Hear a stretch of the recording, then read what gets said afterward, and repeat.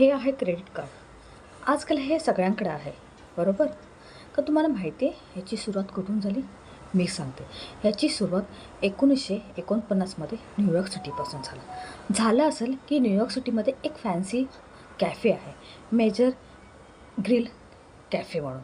तिथे एक बिझनेसमॅन ज्याचं नाव होतं फ्रँक मॅक नमारा, हे आपल्या मित्राबरोबर एकदा जेवण करायला तिकडे आले होते रात्रीचे. पण झालं कसं, घाई गडबडीत ते पैसे घ्यायला विसरले होते.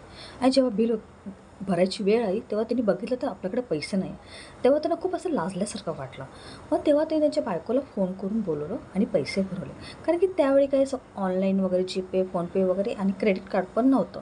त्याच्यानंतर त्यांनी ठरवलं की नाही, असं अनेक ठिकाणी गेलं पण कधी पैसे विसरतो तर आपण तेव्हा आपलं काही इज्जतीचा फालुदा होऊ नये म्हणून त्यांनी तेव्हा पहिलं क्रेडिट कार्ड सुरू झालं. ते पण होतं डाईन नावानं. मग त्याच्यामध्ये तुम्ही फक्त जेवण वगैरे करू शकता कुठे पण जाऊन. मग हळूहळू पुढे जाऊन हे क्रेडिट कार्ड अशा प्रकारे झालं, ज्याच्यावरती खूप सारे आपण शॉपिंग वगैरे करतो, कधी लोन वगैरे घेतो, समजलं? तर अशा प्रकारे ह्या क्रेडिट कार्डची सुरुवात आहे.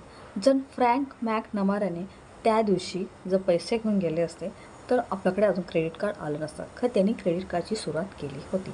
अशाच वेगळ्या माहितीसाठी चॅनलला लाईक, शेअर आणि सबस्क्राईब करा.